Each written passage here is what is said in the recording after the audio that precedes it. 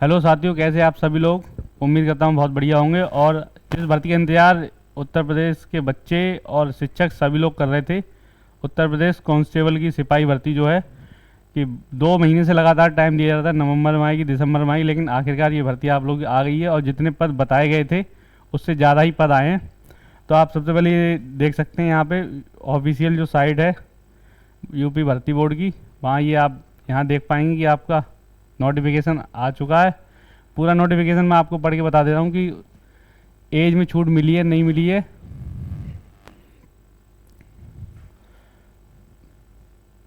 सबसे पहले आप ये देख लीजिए, आज 31 दिसंबर को आपका आज नोटिफिकेशन आया है और इसमें 6 तरीके के पद आप लोगों को देखने को मिलेंगे टोटल।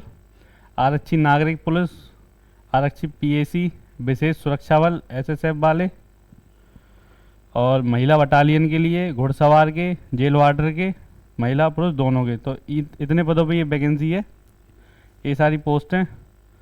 और अलग अलग हर कैटेगरी वाइज अलग अलग पद के लिए अलग अलग वैकेंसी यहाँ पे ये पूरा ब्यौरा दिया गया है।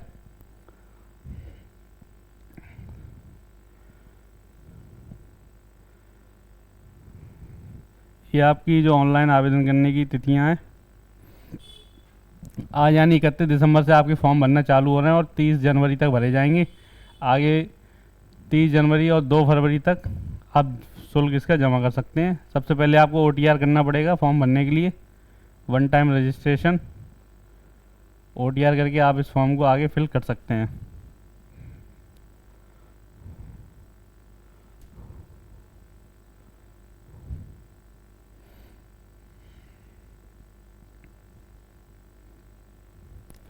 जो आपकी आवेदन शुल्क है 500 रुपये है जनरल और ओबीसी के लिए। जनरल ओबीसी के 500 रुपये, बाकी कैटेगरीज के लिए आपका आवेदन शुल्क जो है 400 रुपये मात्र रखा गया है। इसके अलावा जो आपकी क्वालिफ़िकेशन है, आप सभी को पता है कि जो भी होती है 12th पास बच्चे इस फॉर्म को भर सकते हैं, जिन्होंने 12वीं करी हुई है। उसके अलावा कुछ नहीं, सिर्फ 12th क्लास अगर आपने की हुई तो आप इस फॉर्म को भर सकते हैं, इसमें कोई परेशानी नहीं है। आगे हम इसमें देख लेते हैं कि एज काउंटिंग कब से कब तक है। ये पूरी जो आप देख रहे हैं मेरे सामने स्क्रीन पे, ये एज के लिए आपका दिया गया सामान्य के बच्चे कब से कब तक। सबसे महत्वपूर्ण इस भर्ती का यही है कि एज में कोई भी छूट अलग से नहीं दी गई है। जो छूट जो होती है कि 18 से 22 वर्ष, 18 से 22 वर्ष आपकी जनरल की एज काउंट होती है, वहीं तक के बच्चे भर पाएंगे। ओबीसी एससी एसटी के लिए यहाँ पे 5 वर्ष की छूट जो आपको हमेशा मिलती है वो मिली हुई है। इसके अलावा आपको कोई छूट एक्स्ट्रा नहीं दी है। एक बार मैं बता देता हूँ कि जनरल और ईडब्ल्यूएस के बच्चे जिनका जन्म 2 जुलाई 2003 को हुआ है या उसके बाद हुआ है और 1 जुलाई 2007 तक हुआ है, मतलब 2 जुलाई 2003 से 1 जुलाई 2007 के बीच में जो भी बच्चे जन्म लिए हैं वो इस फॉर्म को भर पाएंगे पुरुषों में। महिलाओं में 2002 से 2007 तक, यानी 1 साल ज़्यादा। 18 से 22 पुरुषों की आयु ली गई है और 18 से 23 महिलाओं की। वहीं अगर हम बात करें एससी की, एसटी की और ओबीसी की, तो 2 जुलाई 1998 से 1 जुलाई 2007 के बीच में और 2 जुलाई 1995 से 1 जुलाई 2007 ये महिलाओं की, यानी कि 27 वर्ष तक के बच्चे इस फॉर्म को भर पाएंगे ओबीसी एससी एसटी के, और 30 वर्ष तक की महिला अभ्यर्थी जो भी हैं वो इस फॉर्म को भर पाएंगे। यानी कि ओवरऑल अगर मैं इसकी आपको बता दूं कि जो आपका फॉर्म भरा जाएगा, सिंपल भाषा में मैं आपको एक बार समझा देता हूं। अगर आप जनरल के हैं, अगर आप जनरल कैटेगरी के, तो आपकी एज 18 से 22 होनी चाहिए 1 जुलाई 2025 तक। 1 जुलाई 2025 तक आपकी एज 18 से 22 वर्ष होनी चाहिए। उसके ऊपर अगर आपकी है तो आप इस फॉर्म को नहीं भर सकते हैं। और 27 वर्ष आपकी ओबीसी एससी एसटी के लिए है 1 जुलाई 2025 तक। उसके बाद आप नहीं भर पाएंगे इस फॉर्म को। ठीक है, सबसे अहम पहलू जो इस नोटिफिकेशन का था वो यही है। उसके अलावा इसमें क्या जानकारी हमको होनी चाहिए वो मैं एक बार आपको बता देता हूँ।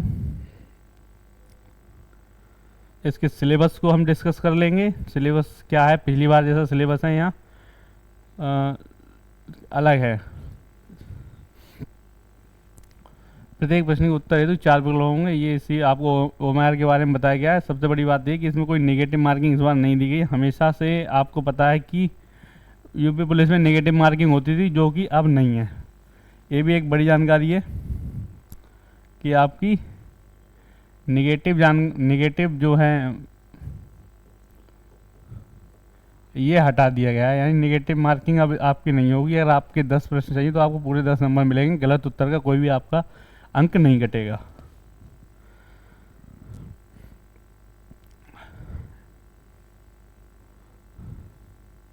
हाइट आप लोगों को पता ही है कि आपकी 168 सेंटीमीटर होनी चाहिए। 168 सेंटीमीटर आपकी हाइट होनी चाहिए और 77 सेंटीमीटर आपका चेस्ट होना चाहिए। 79 सेंटीमीटर आपका चेस्ट होना चाहिए और 84 फुला, यानी कि 5 इंच का आपके चेस्ट में फुलाव होना ज़रूरी है। ये आप सभी को पता है। सेम कोई इसमें परिवर्तन नहीं, हमेशा हर भर्ती में जिन बच्चों ने पहले पेपर दिया है सभी के लिए यही रहता है। बाकी थोड़ा महिलाओं के लिए कम रहता है।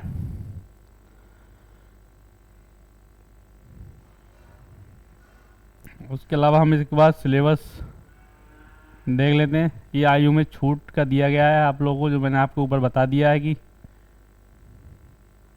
आरक्षण श्रेणी व आयु सीमा में छूट का, तो आपको पता है कि कोई भी छूट नहीं दी गई है अलग से।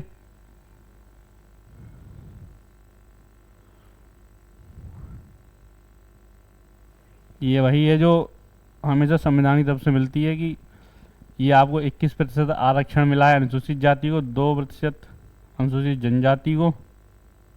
सीमा आयु में छूट है 5 वर्ष की, 5 वर्ष की आपको पता है कि सबको छूट रहती है, तो वही छूट आपको 5 वर्ष की SC ST OBC में आपको देखने को मिली है। और आरक्षण आपको पता ही है कि जिसका जितना है पूरा आरक्षण इस बार दिया गया है, कोई दिक्कत ना हो। 27% आरक्षण और 5 वर्ष की छूट, बस यही है।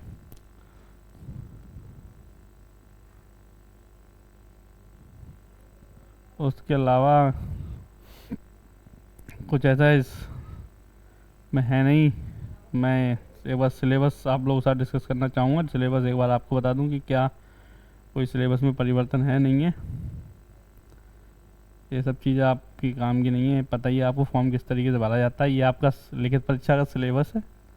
ये आप लोग एक बार देख लीजिए कि सामान्य ज्ञान आपको पता है पहले भी आता था, सामान्य हिंदी आपको पता है पहले भी आती थी, और रीजनिंग मैथ और रीजनिंग टोटल 150 प्रश्न, 300 अंकों के मतलब टिक मारने वाले वस्तुनिष्ठ प्रकार के आपके अंक हैं। यानी ओवरऑल आप भाई सिलेबस में कोई चेंज नहीं। एक छोटा सा चेंज मैं आपको बता दूं कि एक टॉपिक होता था रीजनिंग के अंदर मानसिक अभिरुचि वाला, वो आपका एक पुलिस प्रणाली से जो क्वेश्चन आते थे बड़े बड़े, आपको पता होगा, वो क्वेश्चन नहीं आएगा, हटा दिया। थोड़ा सा रीजनिंग के सिलेबस में चेंज है, बाकी सिलेबस में आपका किसी भी प्रकार का कोई चेंज नहीं देखने को मिलेगा आपको।